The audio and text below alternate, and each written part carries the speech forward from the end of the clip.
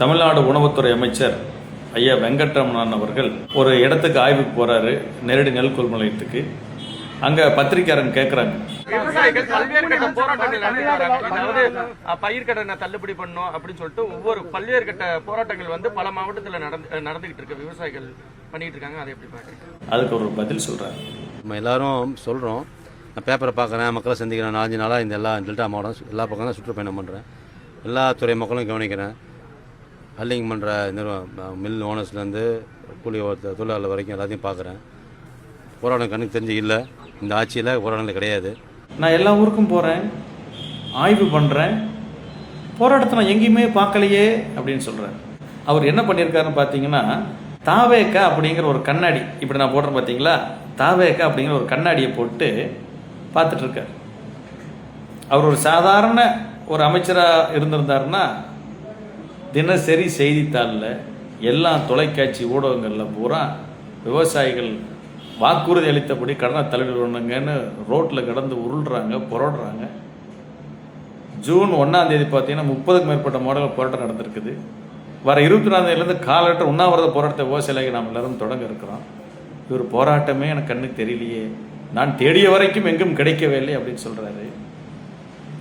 இதே அமைச்சர் தான் பார்த்தீங்கன்னா கடந்த 4 நாளைக்கு முன்னாடி நெல் கொள்முதல் நிலையத்துக்கு ஆய்வுக்கு போயிட்டு அந்த மூட்டைக்கு 50 ரூபா லஞ்சம் வாங்குவாங்க, அதை நியாயப்படுத்துறாரு. என்னன்னா, தமிழகத்தில் அரசு நேரடி நெல் கொள்முதல் நிலையத்தில் அடிப்படை வசதிகள் இல்லாததால் மூட்டைக்கு ரூபாய் 40 வாங்கியது உண்மைதான் என அமைச்சர் வெங்கட்ராமன் விளக்கமளித்துள்ளார்.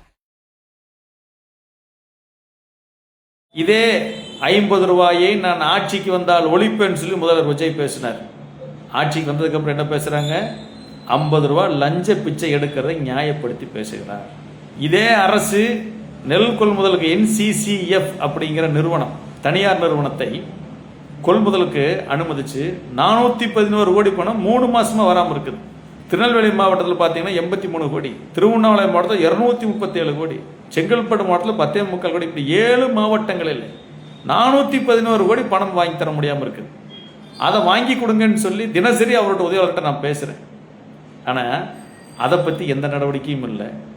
அது விவசாயிகள் போராடி எல்லாம் நெல் கொள்முதல் நிலையத்தில் சண்டையாகி வழக்கே ஆகிப்போச்சு. ஆக இந்த அமைச்சர் கண்ணை மூடிட்டு தாவேக்காங்கிற கண்ணாடி போட்டுட்டு பார்க்குறது அவருக்கு எதுவுமே தெரிய மாட்டேங்குது.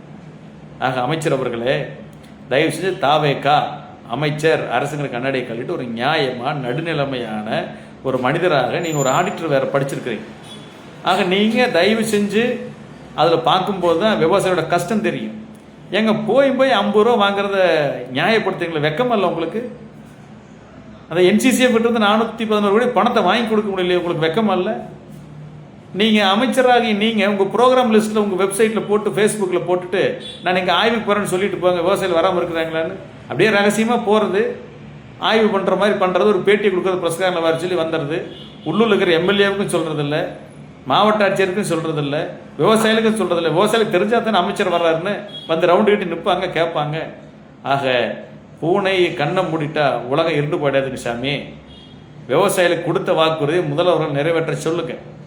50 ரூபா லஞ்ச பிச்சை எடுக்கிறது நிறுத்த சொல்லுங்க, அதை நிறுத்தி காட்டுங்க, அதுக்கு ஆய்வு பண்ணுங்கன்னு நாங்கள் கோரிக்கையை வச்சிருக்கிறோம்.